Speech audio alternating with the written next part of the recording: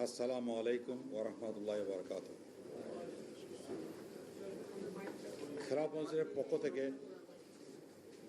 আজকের এই প্রেস ব্রিফিংকে উপস্থিত হওয়ার জন্য আপনাদেরকে জানাচ্ছি আন্তরিক অভিনন্দন ও ধন্যবাদ। প্রিয় সাংবাদিক বন্ধুগণ, শুরুতেই আমরা মাইলস্টোন স্কুল অ্যান্ড কলেজে শিক্ষার্থীদের নিহত হওয়ার ঘটনার শোক প্রকাশ করছি। আহতদের সুস্থতার জন্য দোয়া করছি। একই সঙ্গে সরকারকে প্রয়োজনীয় উন্নত চিকিৎসা ব্যবস্থা গ্রহণ করার জন্য আহ্বান জানাচ্ছি এবং যারা নিহত হয়েছেন তাদের আত্মার মাগফিরাত কামনা করছি এবং তাদেরকে পরজীবনে সুন্দর জীবনে কামনা করছি। বাংলাদেশের জনগণের নতুন রাজনৈতিক বন্দোবস্তের আবেগ উচ্ছ্বাস ও প্রবল প্রত্যাশা ছিল। একই সাথে জনমানসে অস্বস্তি, অনিশ্চয়তা, উদ্বেগ, হতাশা পরিলক্ষিত হচ্ছে। মতানৈক্য, বৈচিত্র্যের মধ্যে ঐক্য, রাজনৈতিক সৌন্দর্য সৃষ্টি করে রাজনৈতিক দলগুলোর অন্তর্কলহ, ঝগড়া বিবাদ, জনমনে বিচার, সংস্কার ও নির্বাচন নিয়ে সংশয় সংঘাত সৃষ্টি হয়েছে। মবের ঘটনা সরকার ও রাজনীতিকে প্রশ্নবিদ্ধ করেছে। রাজনৈতিক দলগুলোর অশালীন বক্তব্য, অশালীন ভাষা ব্যবহার রাজনৈতিক সংস্কৃতি পুরনো ধারার প্রতিচ্ছবি বলে মনে হচ্ছে। সংস্কার, বিচার ও নির্বাচন নিয়ে অন্তর্বর্তী সরকার জনআকাঙ্ক্ষার প্রতিফলন ঘটাতে পারেনি। নতুন রাষ্ট্র কাঠামোর ব্যাপক সংস্কার করার চেষ্টায় নিজস্ব দর্শন বাস্তবায়ন করতে গিয়ে ঐকমত্য কমিশন ও রাজনৈতিক দলগুলোর সংলাপ অব্যাহত থাকলেও মৌলিক সংস্কার ইস্যুতে রাজনৈতিক দলগুলো একে অপরের বিরুদ্ধে বিরোধিতায় লিপ্ত হয়েছে। এ পরিস্থিতি অব্যাহত থাকলে যে কোনো সময় রাজনৈতিক পরিস্থিতির অবনতি হতে পারে। ষড়যন্ত্রের সংশয়ের প্রমা থেকে যাতে এখনো বের হতে পারেনি। ফ্যাসিস্ট প্রতিশক্তির নানামুখী ষড়যন্ত্র প্রতিনিয়ত চলছে। ফ্যাসিস্ট বিরোধী রাজনৈতিক দলের সমর্থন থাকার পরও সরকার বিচারকে এখনো দৃশ্যমান করতে পারেনি। তেমনি প্রশাসনে ঘাপটি মেরে বসে থাকা ফ্যাসিস্টদের দূষরদের বিচারের আওতা আনতে পারেনি। প্রতিবেশী দেশ অনৈতিকভাবে কেবল খুনি শেখ হাসিনা তার দলগুলোকে আশ্রয় দেয়নি, বাংলাদেশের বিরুদ্ধেও নানা ষড়যন্ত্রে প্রত্যক্ষ মদত যোগাচ্ছে। আওয়ামী লীগ এর কার্যক্রম নিষিদ্ধ ঘোষণা করা হলেও দলের নেতা কর্মীরা সামাজিক যোগাযোগের মাধ্যমে প্রকাশ্যে ঘোষণা দিয়ে গোপালগঞ্জে এনসিপির উপর হামলা করেছে এবং নানা প্রকার ষড়যন্ত্রে লিপ্ত রয়েছে। দেশের রাজনৈতিক এই পরিস্থিতিতে খেলাফত মজলিসের মনে করে আগামী 5ই আগস্টের মধ্যে জুলাই সনদ ঘোষণা করতে হবে। 2, ফ্যাসিস্ট সরকারের সকল গুম, খুন, গণহত্যা ও অপকর্মের বিচার দৃশ্যমান করতে হবে।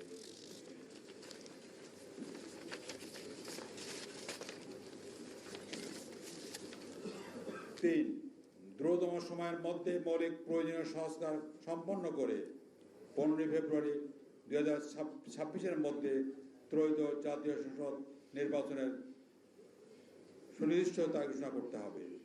অবাধ, নিরপেক্ষ, সুষ্ঠু নির্বাচনের জন্য লেভেল প্লেইং ফিল্ড নিশ্চিত করতে হবে। 4, বাংলাদেশের জনগণ স্বৈরাচারী সরকারের পুনরুত্থান চায় না। সেক্ষেত্রে ফ্যাসিবাদ বিরোধী সকল রাজনৈতিক দলকে ঐক্যবদ্ধ দায়িত্বের ভূমিকা পালন করার আহ্বান জানাচ্ছি। একই সাথে খেলাধুলা মনে করে রাজনৈতিক ভিন্নমত, সমালোচনা, প্রতিযোগিতা, সৃজনশীলতা রাজনীতির অংশ। তবে বিভাজন, বিভেদ, প্রতিহিংসা, পারস্পরিক অশোভন ভাষায় আক্রমণ সুষ্ঠু রাজনৈতিক সংস্কৃতি নয়, বরং জাতীয় ঐক্য বিনষ্ট করতে পারে। 5, বাংলাদেশের রাজনীতিতে ইসলামী শক্তির ভূমিকা পালনের লক্ষ্যে ইসলামী দল ও মস্তক সময়ের ঐক্যের উপর সবিশেষ গুরুত্ব দিয়ে আসন্ন জাতীয় সংসদ নির্বাচনে প্রতিটি আসনের বিপরীতে একজন মাত্র প্রার্থী দেওয়ার প্রচেষ্টা অব্যাহত রাখার দৃঢ় সংকল্প ঘোষণা করছে। 6, খেলাফত মজলিস ত্রয়োদশ দ্বাদশ নির্বাচনে আগস্ট মাসের মধ্যে 300 আসনে পর্যায়ক্রমে প্রার্থী ঘোষণার সিদ্ধান্ত নিয়েছে। ইতিমধ্যে 100 আসনে প্রার্থী ঘোষণা করা হয়েছে। আপনাদের সবাই ধন্যবাদ।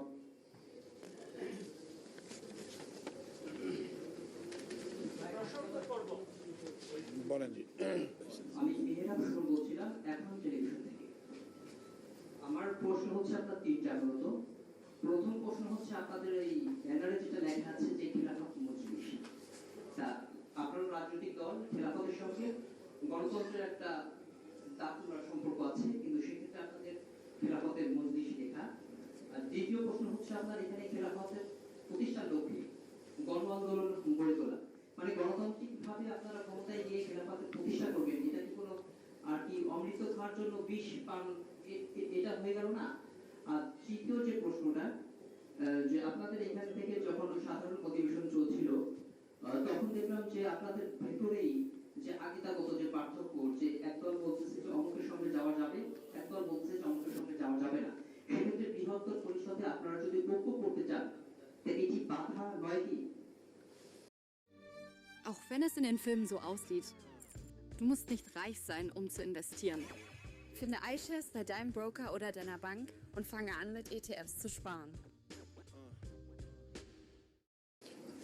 প্রথম প্রশ্ন কি ক্লিয়ার হলো না? প্রথম প্রশ্ন কি ছিল আপনার? প্রথম প্রশ্নটা হচ্ছে আপনার খেলাফতের সঙ্গে গণতন্ত্রের যে একটা পার্থক্য। ও আচ্ছা। কারণ গণতন্ত্র যেখানে হয় সেখানে খেলাফতই হচ্ছে আমাদের রাসূল সাল্লাল্লাহু আলাইহি ওয়াসাল্লামের দেখানো পথ। আপনারা একটা রাজনৈতিক দল বুঝতে পারছি। কিভাবে প্রতিষ্ঠা করবেন? প্রথম কথা হচ্ছে আমাদের আপনি প্রশ্নদের নাম নিয়ে প্রশ্ন তুলছেন। নাম আমাদের খেলাফত মজলিস, এটা প্রশ্নের কোনো বিষয় না। এই জন্য নামটা আমরা আজ থেকে প্রায় 40 বছর আগে নামটা ঠিক করেছি। আপনি নাম নিয়ে না, আমি বললাম যে খেলাফতের সাথে এখন খেলাফতের সাথে গণতন্ত্রের যে সম্পর্ক বলছেন বা বিরোধ বলছেন বা হারাম বলছেন, আপনি হারাম শব্দ ব্যবহার করেছেন।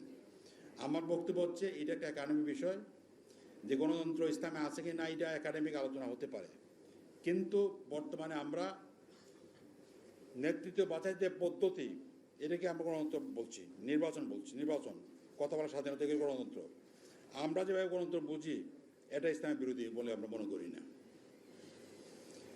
গণতন্ত্র বলতে আমরা বুঝি নেতৃত্ব বাছাইয়ের প্রক্রিয়া, জনমতের প্রতিফলন, কথা বলার স্বাধীনতা।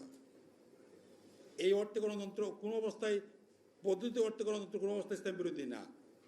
দার্শনিকভাবে কিছু প্রশ্ন তুলতে পারেন আপনি, এখানে হয়তো বলবে ইসলামের সঙ্গে সংগতিপূর্ণ কি না, এটা প্রশ্ন ঠিকই আছে, কিন্তু পদ্ধতিগতভাবে গণতন্ত্র সারা দুনিয়া গণতন্ত্র বলতে মানুষ যা বুঝে, আমরা যা বুঝি, এটা ইসলাম বিরোধী নয়, এটা হারাম বলার সুযোগ নাই। এটা বড় বড় স্কলারের একমত সারা দুনিয়ার আছে, কিছু কিছু স্কলার তো ভিন্ন মত দিয়েছে, বিশেষ করে সৌদি স্কলার কিছু ভিন্ন মত দিয়েছে, কিন্তু সারা দুনিয়াতে সমস্ত ইসলামিক স্কলারের একমত যে এটা হারামে পড়ে যায় না। কিছু ব্যাপারে আপত্তি আছে, গণতন্ত্রের কোনো কোনো প্রশ্নে আপত্তি থাকতে পারে, কিন্তু as a whole the system, এই সিস্টেমকে হারাম বলার সুযোগ নাই। এগুলো প্রথম কথা।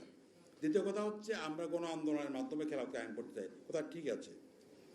একটা দেশকে পূর্ণাঙ্গ ইসলামে কায়েম করতে হলে, খেলাফত ব্যবস্থাকে ফিরিয়ে আনতে হলে, যে খেলাফত আমাদের 100-600 বছর, প্রায় 1000 বছর পর্যন্ত আমরা চালিয়েছি, দুর্নীতি সহকারে আমরা 1924 সাল পর্যন্ত তুরস্কের চালু ছিল, দুষ্টুরি সহকারে। কিন্তু আমরা খেলাফত বলতে যেটা বুঝি মূলত, এটা হচ্ছে মূল খেলাফত। 30 বছর যে খেলাফত রাসূল কায়েম করে গিয়েছিলেন, সাহাবীরা কায়েম রেখেছিলেন, 30 বছর খেলাফতকে বলা হয় খেলাফতের আশেদার। আমরা তার আদলে বর্তমানে খেলাফত কায়েম করতে চাই। খেলাফত একটা বিশ্বব্যাপী কনসেপ্ট মনে রাখা দরকার, উম্মার রাজনৈতিক কনসেপ্ট হচ্ছে খেলাফত। কিন্তু এখনকার বর্তমান যুগে যেহেতু জাতি রাষ্ট্র সব দেশে কায়েম আছে, মুসলমানদের দেশেও প্রায় 50 রাষ্ট্র কায়েম আছে, এখন আমরা বাংলাদেশের আওতায় এটা কায়েম করতে চাচ্ছি। এটাকে খেলাফত আমরা বলছি না, কিন্তু খেলাফত যাওয়ার পথে এটা একটা প্রাথমিক পদক্ষেপ।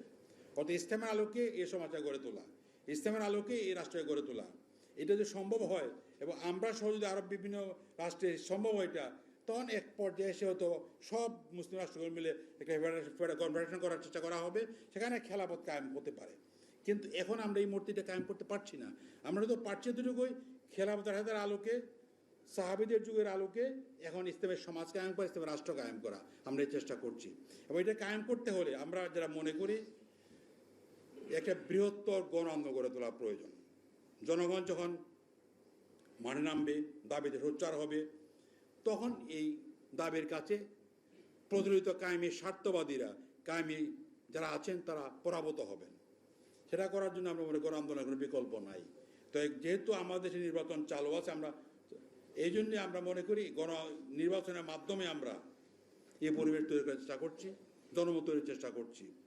এমনি অংশ নিয়ে আমরা যখন ভূমিকা পালন করব, তখন জনগণ যখন বুঝতে পারবে ইসলাম কায়েম হলে, ইসলামের রাষ্ট্র হলে পরে জনগণ সবচেয়ে কল্যাণ লাভ করতে পারবে, শান্তি থাকতে পারবে, দেশ এগিয়ে যাবে, সমৃদ্ধি লাভ করবে, তখন এক সময় জনগণের মধ্যে আকাঙ্ক্ষা তৈরি হবে যে পূর্ণাঙ্গ ইসলাম কায়েম করার জন্য আমাদের রাস্তা নামা প্রয়োজন, দাবি করা প্রয়োজন। যদি জনগণ সবাই দাবি করে বা বেশিরভাগ দাবি করে, তখন অটোমেটিক্যালি একটা আন্দোলনে পরিণত হবে। এই আন্দোলনের মাধ্যমে আমরা চূড়ান্ত পর্যায়ে আমরা কায়েম করতে পারবো। এখন এই মুহূর্তে আমরা এই চূড়ান্ত পর্যায়ে যাচ্ছি না, আমরা এখন যা করা সম্ভব এটা আমরা করার চেষ্টা করছি। এটা কল্যাণ রাষ্ট্র কায়েম করা, জাতির ইনসাফ কায়েম করা, জাতীয় জীবনের সংবিধানের ব্যবস্থা করা, উন্নয়নের ব্যবস্থা করা হচ্ছে আমাদের এই মুহূর্তে কাজ। ধন্যবাদ আপনাদেরকে। এর মধ্যে কারো কারো বক্তব্য মনে হয়েছে যে আকিদার লড়াই আছে। এই লড়াইটা হচ্ছে ধর্মীয় লড়াই, কিন্তু বড় দরকার এই লড়াই রাজনৈতিক না। আমরা দলগতভাবে বেশিরভাগ আমরা সর্বপ্রথম শুনি না তো, আমাদের বেশিরভাগ লোকই বলেছে ঐক্যের প্রয়োজন এই একতলাপ থাকা সত্ত্বেও, এবং এটাই সত্য কথা। আমাদের মধ্যে বহু মজাব আছে না, বহু মাসলক আছে না, আমরা কি উম্মা এরপর উম্মা নাই? আমরা তো এইগুলো ঝগড়া করিতে উম্মা খণ্ড বিখণ্ড হয়ে যাবে। মত পার্থক্য থাকবেই, সাহাবীদের মধ্যে মত পার্থক্য ছিল, কিন্তু তারা বিখণ্ড হয় নাই। আমরা চাচ্ছি এই মত পার্থক্য থাকা সত্ত্বেও, আমার মস্তক আমার জায়গায় থাকা সত্ত্বেও, আমরা সবাইকে নিয়ে যদি আমরা ঐক্য করতে পারি, এর ইসলামের লাভ হবে, সম্ভব এটা। এবং এটা আজকে নতুন কোনো ইস্যু না, এটা চিরদিন দেখা গেছে। বড় ইস্যু দেখা দিলে তো ছোটো ছোটো বিষয়গুলোকে আমরা পাশ কাটাতে পারি। এবং এটা আমরা আহ্বান জানাচ্ছি সবাইকে, আমরা বলেছি যে আপনাদের নিজস্ব ইস্যু রেখে দেন, এখনকার সবাই কী করা প্রয়োজন এটা বিবেচনা করেন। সবাই একমত হচ্ছে যে আমাদের এই মুহূর্তে নির্বাচন ঐক্যবদ্ধ নির্বাচন করা উচিত। প্রায় বেশিরভাগ দলের সামনে কথা বলেছি, সবাই একমত হয়েছে যে এই নির্বাচনের ক্ষেত্রে আমরা ঐক্যবদ্ধ নির্বাচন করা উচিত। আমাদের পার্থক্য আমাদের ঘরে থাকুক, রাজনৈতিক ময়দানে ইনসাফের প্রশ্নে, জাতীয় উন্নয়নের প্রশ্নে, স্বাধীনতার প্রশ্নে আমাদের ঐক্যবদ্ধ হওয়া প্রয়োজন। এই জন্যে আমরা মনে করি আগিদার কিছু কিছু পার্থক্য থাকা সত্ত্বেও আমরা এক হতে পারি, এগুলো সম্ভব, এবং আমরা এই চেষ্টা করছি। আপনারা সবাই দোয়া করেন, সুবিধা করেন, যাতে আমরা এক হতে পারি। বলুন। আচ্ছা বলেন। আমার দুটি প্রশ্ন আপনার কাছে। বলেন। হচ্ছে জাতিসংঘের মানবাধিকার একটি অফিস হবে, এই ধরনের একটা সরকারের মধ্যে আসছে, এবং এই মানবাধিকার অফিসের বিরুদ্ধে বাংলাদেশের মোটামুটি সবগুলো ইসলামিক দলই, আপনারা সহ সবাই এরকম একটা সরব অবস্থানে আছেন যেটার বিরুদ্ধে। তো যেহেতু আমি একটা সময় মজলিস 5 আগস্টের পরবর্তী সময় সবচেয়ে বেশি অন্যান্য রাজনৈতিক দল তাদের সাথে বসেছে, এবং একতাবদ্ধ হওয়ার যে জায়গাটা, একসাথে আসলে তারা পথ চলার ক্ষেত্রে আপনাদের একটা ভূমিকা আছে। তো সকলের আসলে সমন্বিত কোনো কর্মসূচি এই ব্যাপারে বা সমন্বিত একটা প্ল্যাটফর্ম এই ব্যাপারে হচ্ছে না, আমার এক নম্বর প্রশ্ন। দ্বিতীয় প্রশ্ন, আপনাদের তৃণমূলের নেতাকর্মীদের মধ্যে জামাত ইসলামের ব্যাপারে একটা অবস্থান আছে। আপনার কাছে একটা প্রশ্ন, যে বাংলাদেশের মাঠের রাজনীতির বাস্তবতায় আমাদের জামাত ইসলামের ছাড়া ইসলামিক রাজনৈতিক ঐক্য ভোটের বাস্তবতায় সেটা কি আসলে সম্পর্কে না, এবং আপনাদের আসলে অবস্থান? এটা তো আমরা স্পষ্ট বলেছি যে আমরা কথায় বলেছি, এখনো বলেছি যে আমরা সব ইসলামীদের ঐক্য চাই। এর মধ্যে জামাত ইসলাম তো আছেই, কারণ মাঠে জামাতকে ইসলাম দল মনে করে, অনেকেই মনে করে জামাতই বোঝে সব।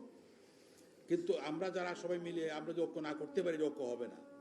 ঐক্য যদি করতে চাই আমরা, জামাতকে বাদ দিয়ে ঐক্য করা যাবে না, এটা কোনো বাস্তব কোনো বিষয় না।